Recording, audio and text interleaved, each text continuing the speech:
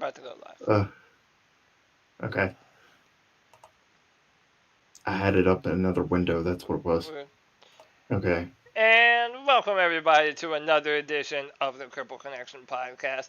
My name is Cody Lashing. As always, you can find me on Twitter at CodyLac, CodyLac. As always, I am joined by my cripple brethren, my partner in crime, Jeffrey Redmond. What's up, brother? Hey, Cody. How you doing, man? I'm doing good, man. It's finally starting to hit me that we're really on the edge of two brand new consoles and a bunch of really cool new video games, man. So I'm happy. I'm excited. If you like what Jeffrey and I do, make sure you hit the like button, hit the subscribe button, and hit the notification bell to get updates whenever we go live. Jeffrey, ain't nothing to it but to do it, man. Let's go ahead and start this show. We're gonna Yeah, be sounds good. delving deep into some Sony and Microsoft stuff. There's a lot to talk about. We've had two press conferences from both Microsoft and Sony. We have price points. We have launch titles. We now know what the future of gaming is going to look like. And very soon we're going to be able to have our hands on the consoles. But before we do that, let's jump and talk about some Ubisoft. Ubisoft had a press conference that kind of went by the wayside and came and went, and we never had a chance to react to any of the games that came out for those. So we're going to go ahead and do that now. And we are going to start with Immortals Phoenix Rising. And I know you wanted to talk about a few of these. Start Yeah, over, definitely. hit the volume button, and here we are. Yeah. Okay. So for anybody who isn't aware, this is uh, uh, a game's. I'm sorry. Uh, I can't talk today. This is a game uh, that has to do with Greek mythology. It's a hack and slash open world game. It's got a very cell shady. I'm getting some what do you call that? Zelda Breath of the Wild vibes here, Yeah. but with Greek flair. Um, I don't know. It looks interesting. It kind of gives me an old God of War vibe, like from the original trilogy, just without the sex and violence. Um, You know it's what it kind of reminds me of on first look? Like, in the Sid Meier's Civilization games, even though yeah, it's an MMO, like whenever you would zoom in on the characters, like this is kind of what it looks like. But right. it appears to have a good story connected to it.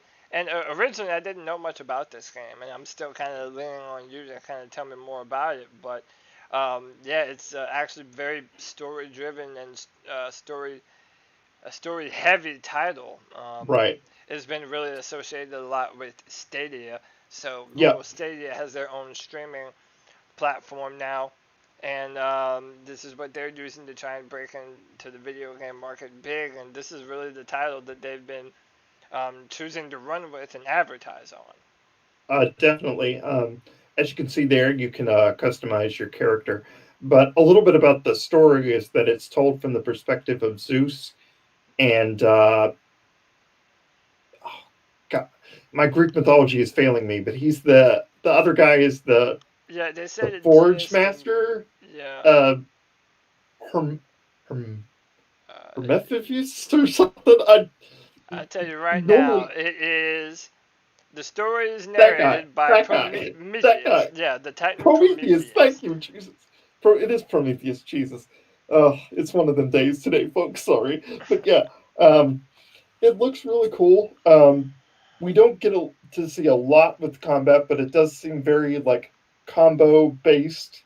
Um, looks like you're going to be able to choose from many different weapons, which is always a nice thing. Looks like you're going to be able to fly or at least glide great distances, and you're actually going to be able to use that as like part of your repertoire when you fight. So So this is I don't really, know. really open world. Yeah, yeah, really open world. I actually really like some of the creature designs here too. We Yeah, I don't did see too. too much, but um, in a hack and slash game like this, or in any major game like this, the enemy design can go a long way. So I enjoyed that. There's going to be some, puzzles. So Um, I don't know. It looks really cool. I'm hoping they don't screw it up with microtransactions because Ubisoft loves microtransactions. So I'm hoping you can complete this game from start to finish without having to worry about it. If anything, I'm hoping that the microtransactions are limited to like cosmetics and stuff like that. But I don't know. I like the cell shaded look. It didn't hit me at first, but I think it'll be a way to like distinguish itself from something like God of War, which is more gritty and realistic. So the stylized thing allows them to do just whatever they want to do with the story and with the visuals. So yeah, it looks really cool. Um, I really don't know what else to say. It just looks like something I would definitely put time into. It does, and I kind of think that we're in the age of the hack and slash a little bit. Totally, yeah. Like if you look at all the titles coming out now, action adventure and action RPGs seem to kind of be where the industry is going. I mean, obviously you're going to have the big AAA shooters and the battle royale style shooters Mhm. like Fortnite. Um, Yep. uh, those are going to have their place, but it seems like a lot more of these games coming out. They are that action adventure hack and slash with Mhm. an open world, which for me personally, I love it. Like I couldn't want anything more. Like those are quite literally my favorite kinds of games. Yep. But now we're gonna move on here to a game that if you played and you didn't like the first time around, dude, what the hell is wrong with you, man? Scott Pilgrim versus the Yeah. World. Jeffrey, go ahead and talk a little bit more I about this one, man. I love this original game, and it's funny because this game got taken off of Steam and off of the various consoles it was on back at the time, um, and people that had it preloaded were like selling their consoles for like thousands of dollars. Sorry to Wait, say, what? but Wait, what? They were yeah, selling them for thousands of dollars for what? because this game was loaded on it, you could still play it, but it got ripped down from all the stores. The original title Oh, did. okay. So I didn't even this know is a that. big deal. So this is based on the comic book series of Scott Pilgrim versus the World. It's a beat up game, beat 'em up. It was one of my favorites for like the longest time. Um, I mean, if you don't know the story of Scott Pilgrim by now, I'm sure you do. This game has a lot of humor, very comic book esque, which is really nice. Um, you get to play as like all the different characters from the comic book, or maybe you're more familiar with the movie with Michael Cera. You Yep. know, but it's really cool. It's really fun to play with friends. It is an old school beat 'em up. I mean, so pretty much all you're doing is mashing square the whole time, but it's still great. Um, I just like that they were able to bring this comic book into a visual medium that really does it justice, and it looks better than ever before. I think they're adding some new characters, so you finally get to play as Wallace, who is Scott's roommate. Um, Along with some other people I think they're going to add in the future as well. So um, it's a zany, crazy story about a guy who goes up and beats up his girlfriend's exes because that's a thing. And, Scott man, Pilgrim is so cool. It's one of the most fun times playing it is. a co-op game that you're gonna have. Yeah, I mean, I spent a bunch of times with me and my friends, maybe drinking a little bit, maybe yeah, yeah, partaking in other substances, just wasting the day having fun playing Scott Pilgrim yeah, versus the World. All right, two more games to go here, Jeffrey, from this Ubisoft press conference, and then definitely. we'll get into our talk of consoles. Let's talk a little bit about Watch Dogs. So this announcement for Watch Dogs was uh, pretty minor in terms of time, but Watch Dogs, the original Watch Dogs, was the first game I ever played for my PS4, and while the game itself wasn't great, I really enjoyed the character of Aiden Pierce. And apparently, I'm not the only one because a lot of people have been asking for him. Well, here he is, and he's going to have his own story. supposedly a continuation of what happened to him after the original Watch Dogs, which is really cool. Truthfully, he was the only good thing about that first game. So to see him back is great, and hopefully that they can weave him into the story in a way that makes sense. I don't know. The more I hear about Watch Dogs Legion, I might actually check it out.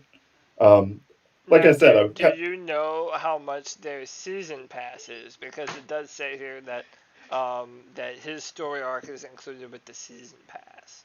oh god, not season passes. Oh Did you no, miss that part? So I missed that part. Watch Dogs Legion October 29th on Xbox One, also coming to Xbox Series S, and yeah, and see, I just don't know a lot about their pass. Um, That Yeah, I just don't know that everything that comes with that. We're um. kind of reacting just to some of the trailers in the games We'll that we're see. getting I don't shown. even know if I don't even know if Ubisoft knows themselves what's going to be in this pass. I think they're doling it out little by little. So um, this is the only thing I know of. I didn't even know there was a season pass until you just said it. So, um, but I guess that's the way of gaming today. But anyway, I thought it was cool to see Aiden again, and we'll see if this game is really worth what they've been pushing lately. So, Yeah, I mean it looks interesting. Again, I never played, so I don't know how much how great a character he is or isn't. I never played the original Watch Dogs, but if you well, did, I thought he was underdeveloped. So this is gonna hopefully give him the shot to reach what he should. So, um, hopefully they design a story around him that actually helps to push him forward a little bit more. yeah, yeah, for sure. And then the last one that we are going to talk about, and wow, we are going to talk about the remake for Prince of Persia: The Sands of Time.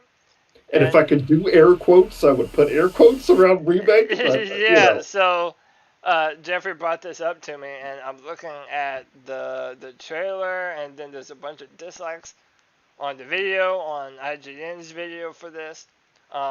And yeah, it did not get a warm reception. Partly because it looks like trash. The graphics really don't look well. It doesn't look like a true remake. I feel in the way that a lot of people want remakes. I mean, it looks right, very plastic, very kind of PlayStation 2 era yeah, graphics, and it really doesn't look like that much of a remake.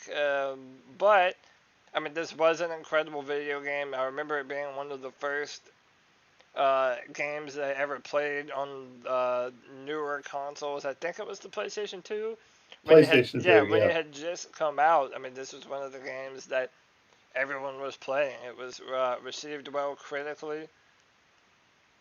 You can really kind of say that this was a precursor to the Assassin's Creed franchise with the Definitely. acrobatics and the Mhm. jumping and running on walls. I mean, it really kind of laid the groundwork for a lot of what Ubisoft would go on to do. But yeah, it does not look great from a graphics standpoint, Mhm. and yeah, I don't know. What are your thoughts, Jeffrey? It, you hit the nail on the head. It looks plastic. It looks like a bunch of like Barbie and Ken dolls being thrown around. It really does. And the thing about it is, people are often confused nowadays when you use terms like remake and remaster. This is not a remake. A remake would be a from the ground up overhaul, whereas a Right. remaster would be something more like this, where you just take the existing assets and kind of bump them up a little bit. But even that, I don't think they did a very good job in. The very least they could have done is, redone the character models and stuff. It doesn't even look like um, anything was redone, even though it may have been. The one thing I do know is that all the original voice actors from the original game came back and redubbed the dialogue. So there's that much. But I'm telling you, man, I'm not impressed by what I'm looking at right now. It looks it still looks like it's from PS2, just with Yeah. a slightly glossier coat of paint on top, and that's just, ugh, I don't know, man, it looks bad. Yeah, and it's like if you're a fan of the game and you hear that you're getting a remake, I mean, especially with PlayStation 4 graphics, you would be Yeah, excited that, oh man, I'm going to see this game in a new way, in a new look. And I mean, listen, it's not like it looks bizarro terrible, but right, right, right. it's not the remake that you would want, knowing the kind of graphics available to them now. It Right. just, I mean, it really was a masterpiece. They just said masterpiece right there, and at the time, it was. I mean, it really had everything for an early PlayStation 2 title. It was fun, it was dynamic, it was fast, good characters, good story. Um, I mean, yeah, we'll see. We'll have to judge this game on how it plays when it comes out, Definitely. January 21st, 2021. So, yeah, not a great look, but that wraps it up for the Ubisoft version of everything that they have going forward. And I mean, again, one of the biggest titles that they have coming out. We're getting ready to talk about because it will be a launch title for these brand new consoles that Hmm. we have coming out. And Jeffrey, let's jump into the meat of the conversation, and I'm gonna let you start Definitely. and jump off with this conversation of Xbox and Sony, a tale as old as time. Yeah. If you really think about it, what after we've talked last, do you have any new thoughts about the state of this console war? What company is in a better position going forward? What are your overall thoughts now that we know the launch titles, and we'll go over those also? And just what are your thoughts right now going forward in terms of where we're at in this console war? Who do you think is in a better position before the launch of these two consoles? Uh, I think definitely. I believe the PlayStation still reigns here. Now, I will say uh, that the PlayStation is $100. Or we're talking about the digital edition. So the PlayStation digital edition is still $100 more than the Xbox Series S. So it reigns in at $399 instead of $299. But truthfully, I think that difference is worth it because purely from a graphical standpoint, the Xbox Series S, and I mentioned this last time, is a 1440p, which is 2.5K. Um, Whereas every edition of the PlayStation, whether you go for the version with or without the disc slot, is still going to be 4K. So from a visual standpoint, it's still better. I'm more invested in the Sony IPs. Like I said last time, um, we've got things like Spider-Man, Miles Morales, and Demon Souls, and all these Sony properties coming in on day one that just have me more excited than Xbox's lineup. Um, So let's do that. That's such a big part of the conversation.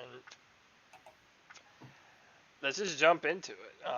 yeah, So we these are all the titles. And did you still have the other links that you sent me? Because I think that yes, one also showed the difference in what the Xbox Series S is going to be coming out with as opposed to the Xbox Series X. But for the PlayStation, I mean, we have quite a list here, man. There really is a yeah, little bit of something for everyone. Assassin's yeah, Creed Valhalla, Astro's Playroom, yeah, Bug Snacks, Call of Duty Black Ops Cold War, Demon Souls, Destruction All Stars, Devil May Cry, yeah, 5 Special Edition, Dirt 5, FIFA 21, Immortals, Phoenix Rising, which we just talked about, Jet, the Far Shore, Godfall, which is an exclusive for PlayStation, exclusive, which I yeah, thought looks cool.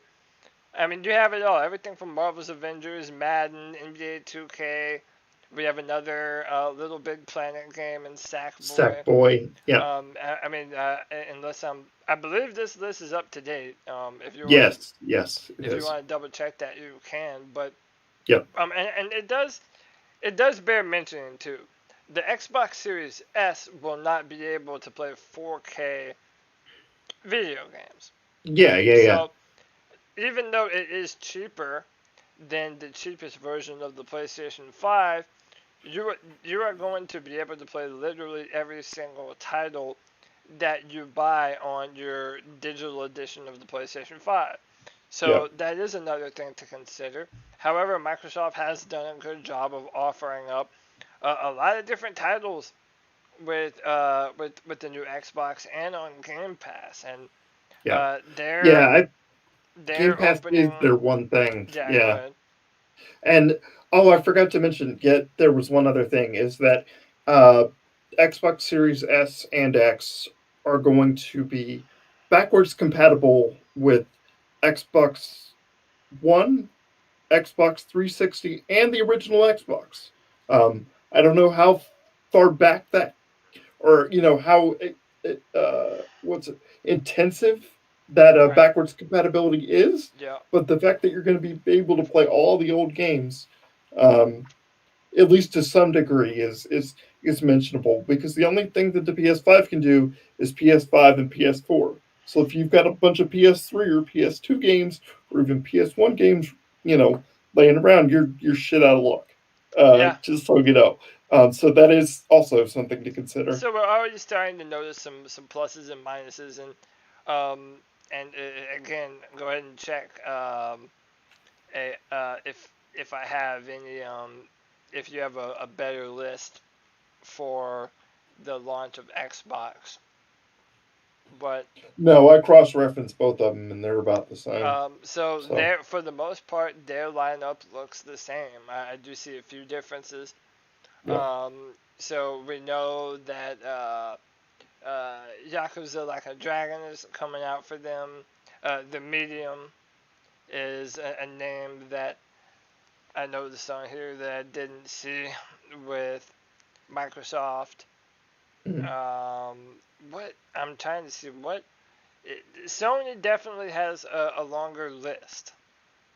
yes, Um, and I do feel like maybe I should go and um, grab that other. I feel like this Xbox list isn't as big as it should be, but um, yeah, it's one of those things where there really is a little bit of something for everyone. yeah. And Jeffrey, let's do this. What console? I mean, I know your answer, but what console are you going to be spending your money on first? And do you at some point see yourself having both of them? But so Uh, basically, let's do this. Which one are you buying? Why are you buying it? And at any point in time, do you ever see yourself jumping in to buy the other console? um, PS5, of course. Like I said, I'm more invested in the franchises that are there. But the other thing is, most of the games on the Series S and X can be played on PC. So Yeah, why wouldn't I just play them on PC? Um, there's For me, there's not enough of a reason to own the actual hardware, whereas with Sony there is. So, um, granted, some of their stuff is coming out for PC as well down the line. We know, for example, that the Final Fantasy 16 trailer that we saw is, that game is coming to PC. But as far as like their console exclusives and stuff, I just, Sony's the way to go, because everything else can be played on a PC with Xbox. So why bother? I don't right, know. right. Um, I don't think they have enough power. Now, the one thing that you noticed, or that you said before, is the Game Pass, which I honestly think is the one thing that would give them a leg up. Sony has a similar thing, but not really. Yeah, Uh, so there's going to be this thing where if you're a PlayStation Plus subscriber, they're going to allow you to play a lot of these older games like God of War 2018 and Red Dead Redemption 2 and all these great games uh, for free if you are a PS Plus subscriber. But those aren't new games. Granted, they're good games, but they're not new games. Whereas Xbox is going to constantly update their Ultimate Game Pass to feature new games coming in. Yeah. So I don't know. And so I did look up. I do think the list that you sent me for Microsoft is a better list because it does have Okay. a at or around launch section, and at launch is Assassin's Creed Valhalla, Dirt 5, FIFA, Fortnite, Gears 5, Tactics, or Gears Tactics, all the basic games Yep. that we already read off, and then they're going to have more around launch. So they do have other games that are coming.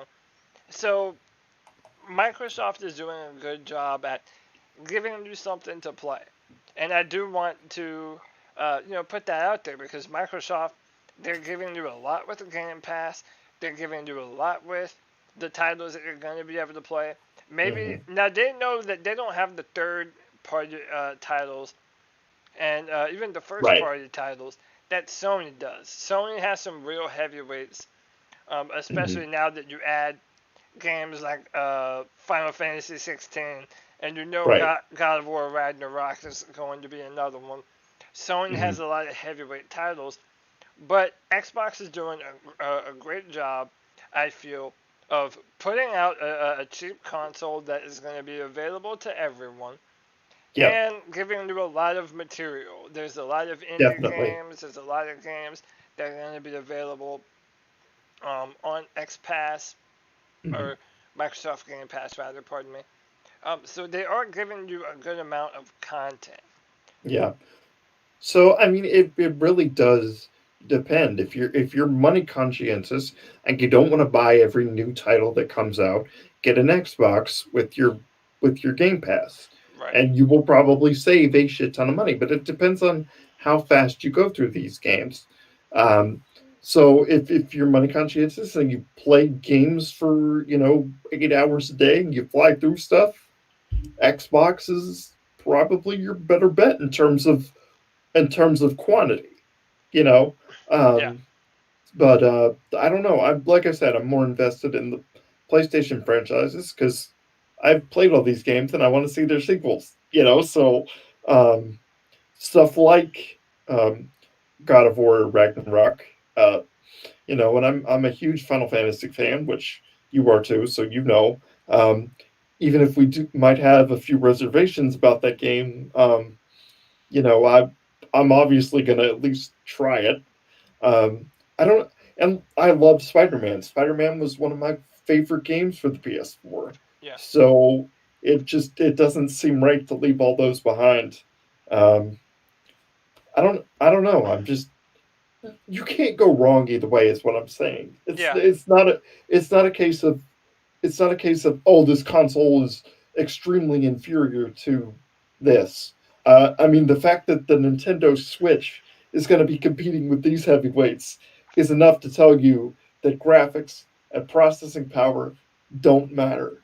It depends on what you're personally into and whether you're more about the games or you're more about like the thing, because the thing is, Xbox is also a lot friendlier with other things. So if you don't have a smart TV, for example, and you have Spectrum cable, you can download the Spectrum app on there and watch TV on there. If Yeah. that's your thing. Um, they're a lot more well-rounded in terms of overall entertainment rather than Sony is. Yeah. So that's something worth noting as well. But anyway, I'm rambling on. But No, and basically, yeah, you know, something important to add to the conversation about the Xbox here is that Halo Infinite is absent from that launch list. yes, it is. It is. I forgot And about that. yeah, so I mean, basically, Halo Infinite has been delayed until 2021, and that was going to be a big launch title for them. And by far, that would have. I mean, they really could have used that because that's the Definitely. one title that. I mean, it's always been a console mover for them, and to be 2 days earlier and to have Halo, that would have been a big deal. So it is disappointing that they weren't able to get that out on time. I think that Right. was kind of botched. Um, but again, it's so I'll put it. Let me put it this way, Jeffrey. If you're a fan of Sony, or if you're a fan of Microsoft, and if you're a Mhm. diehard fanboy, either way, in my mind, there really isn't anything that either one has shown Right. to push you over to one side or the other. I So agree. if Yeah. you're a fan or a fanboy, you're pretty much gonna stick with your allegiances.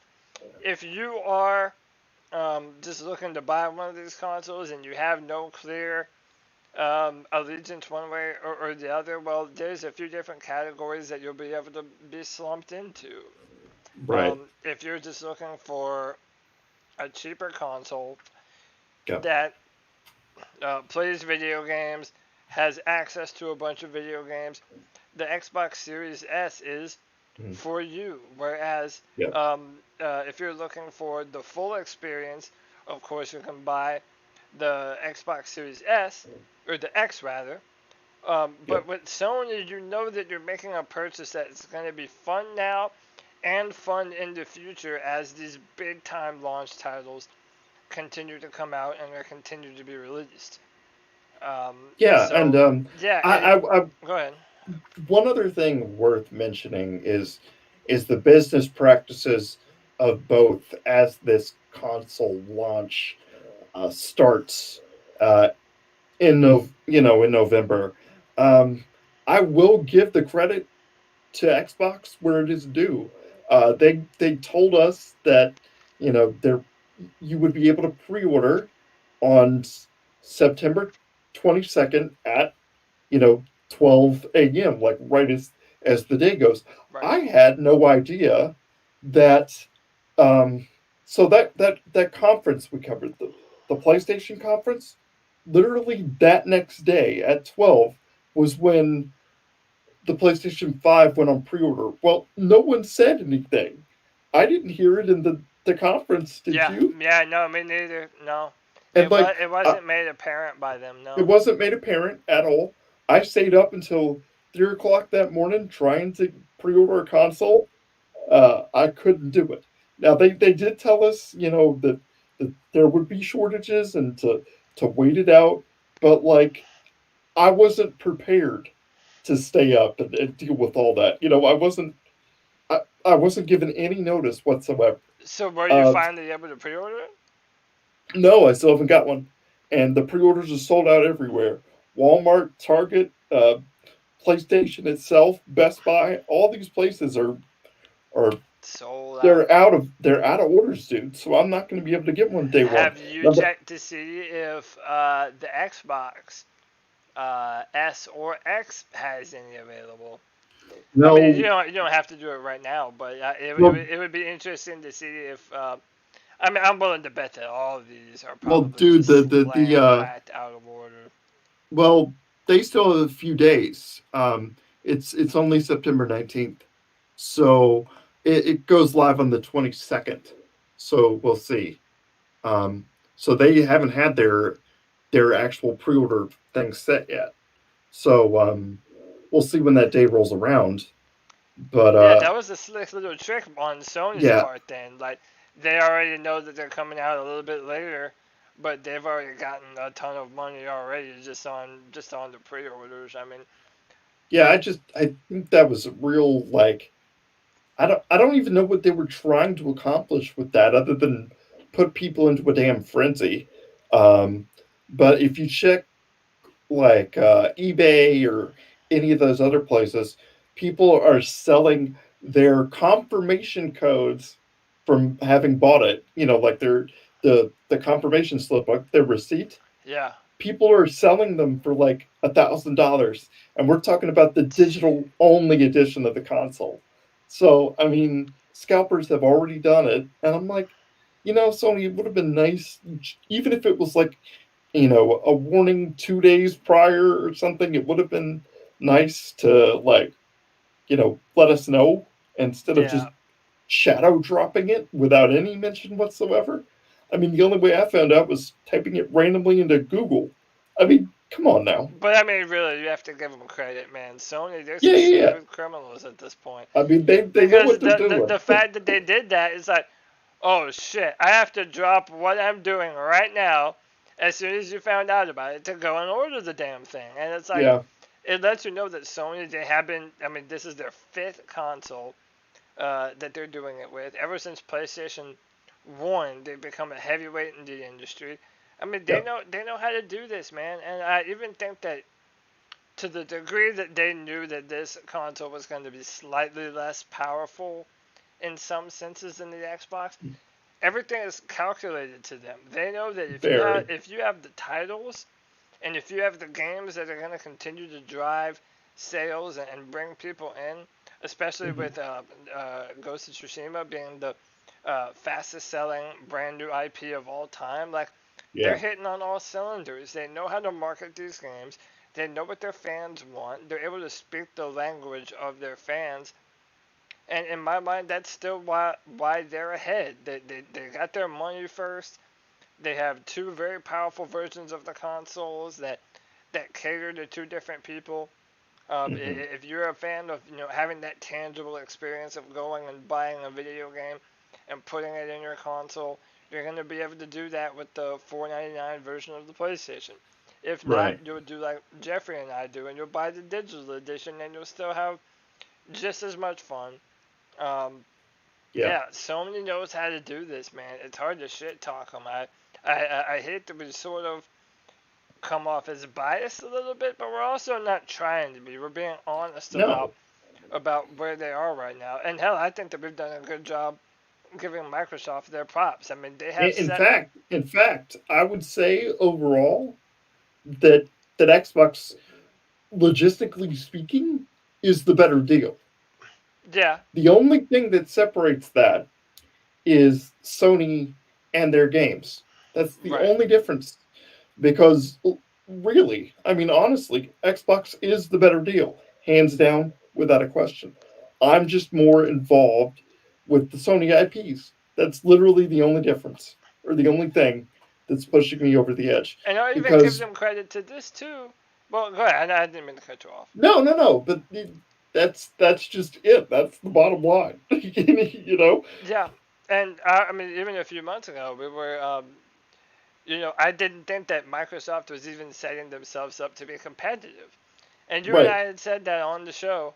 And Hmm. then, here we are a few months later, and they've made a few key moves and changes, and they've done things that they have set themselves up to be a real competitor with Sony going forward.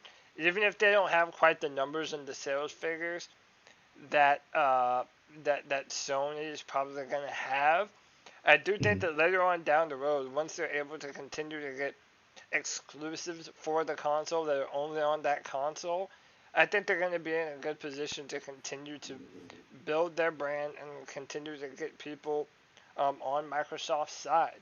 The Most problem definitely. is a lot of those trailers that we saw for Microsoft, we have to start seeing gameplay behind a lot of those. Yes. Yeah.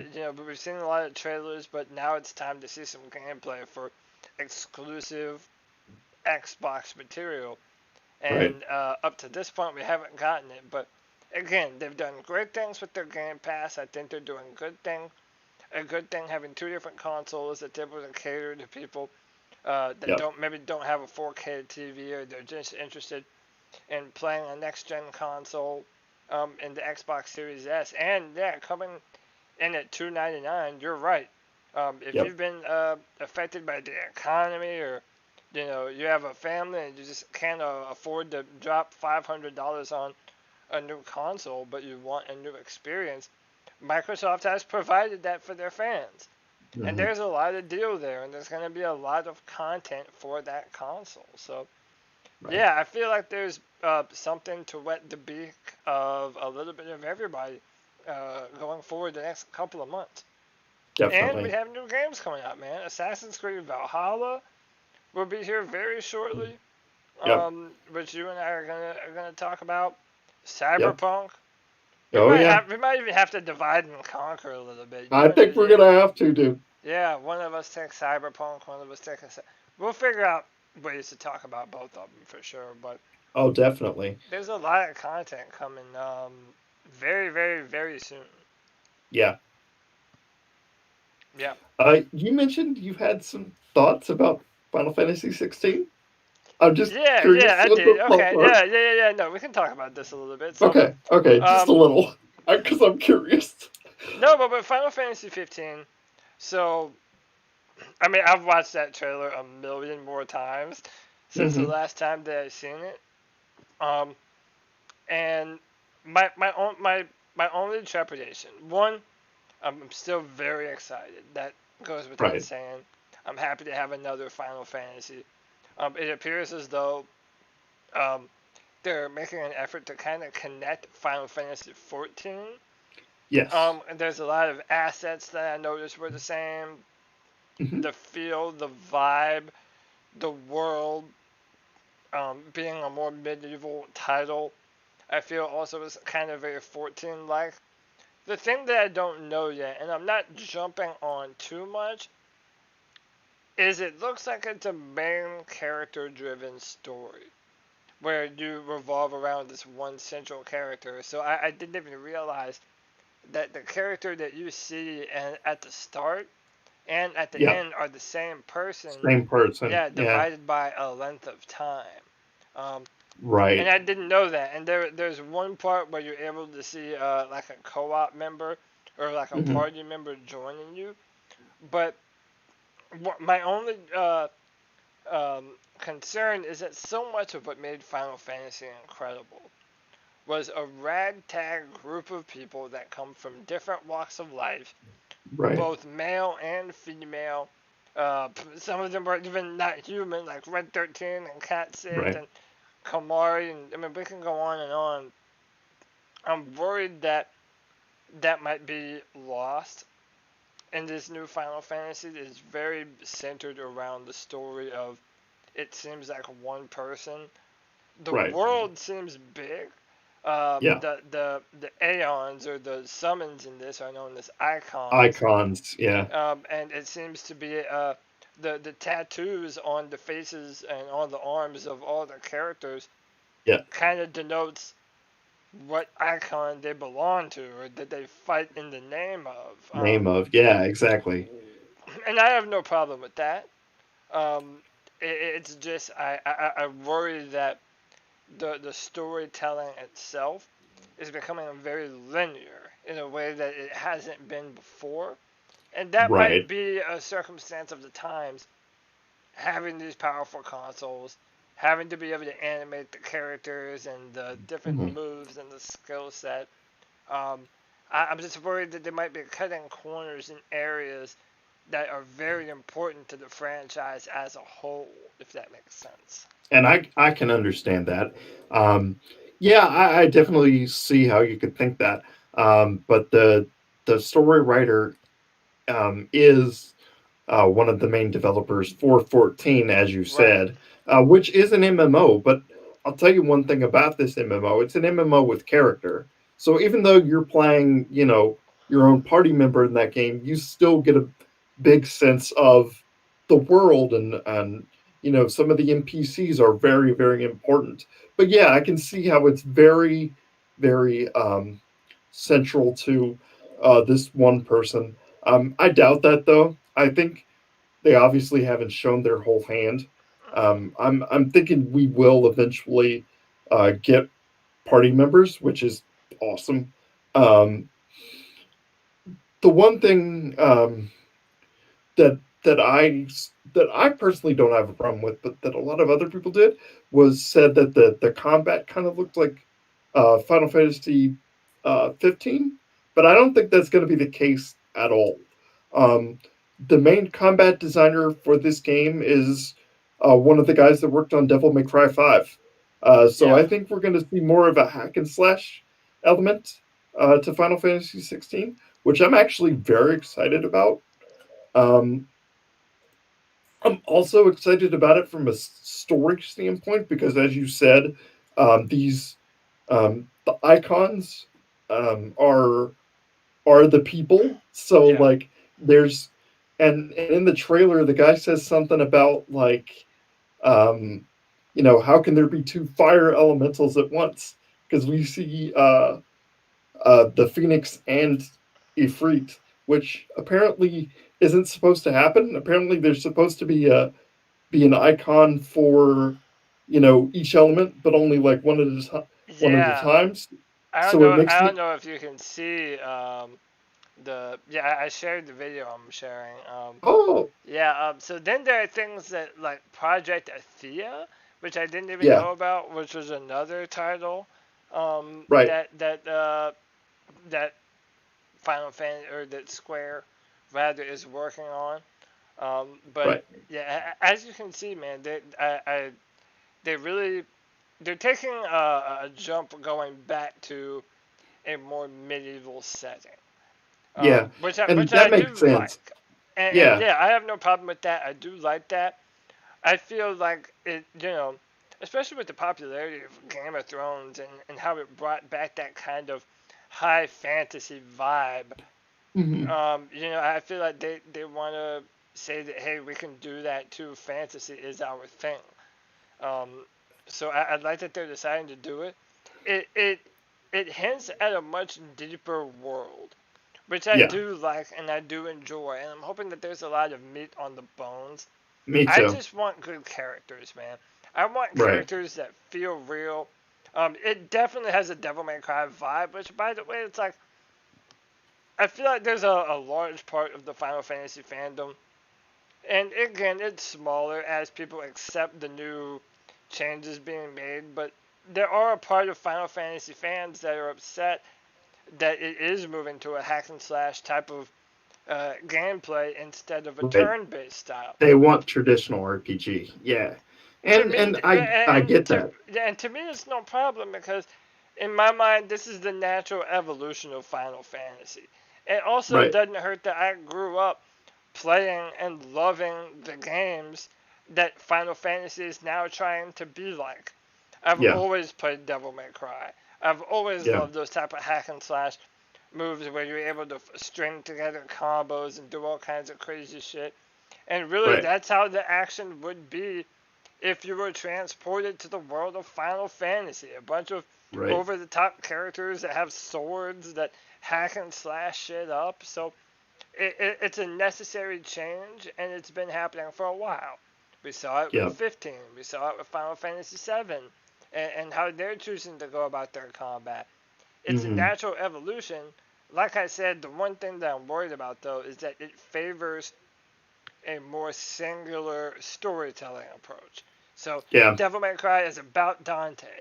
God of War is about Kratos. You know, Oh, true. Yeah. so Yeah. Yeah.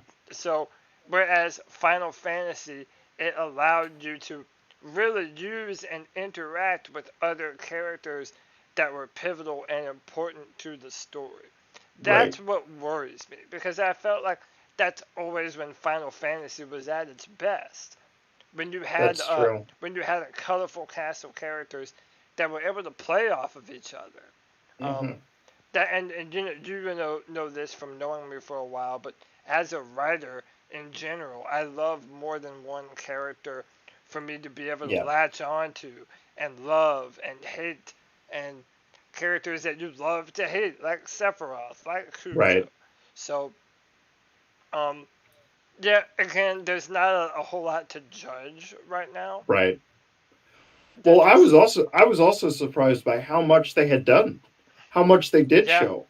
yeah, I am too. Really caught me off guard. I know we don't know a lot of the specifics or whatever, but that was a long ass thing for a trailer. Like seriously, like they showed a lot, which really caught me off guard. And Yep, I think they're trying to make up for Final Fantasy 15 since it went through such development to a hell. degree, I and also you made the point too, and I want to hammer down on that a little more, is that they're really trying to make it, in my opinion, feel very similar to Final Fantasy 14 and Realm Reborn. And I don't Right. blame them because it's been a very successful title for them since they were able to relaunch and finally get that game right. Yep. Final Fantasy 14 has been massively successful. They put out a brand new update this past summer that was critically um, received well critically. Uh, Hmm.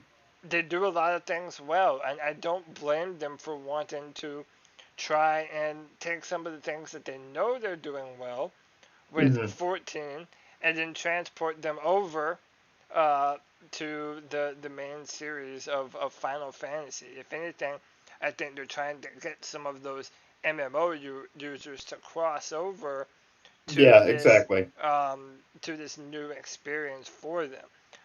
By the way, I also want to make it a point to mention that the guy composing um, the new Final Fantasy is Masayoshi Shokin, and I don't know a ton about him. I know that he also has worked on Final Fantasy 14, Yeah. but I want to show uh, this picture right here. This is a picture of him. And I'm instantly Mhm. made a fan of him because he's wearing a Rage Against the Machine t-shirt, Yeah, which is one of my favorite exactly. bands of all time. Yeah. So overall, I'm excited that they have competent people Hmm.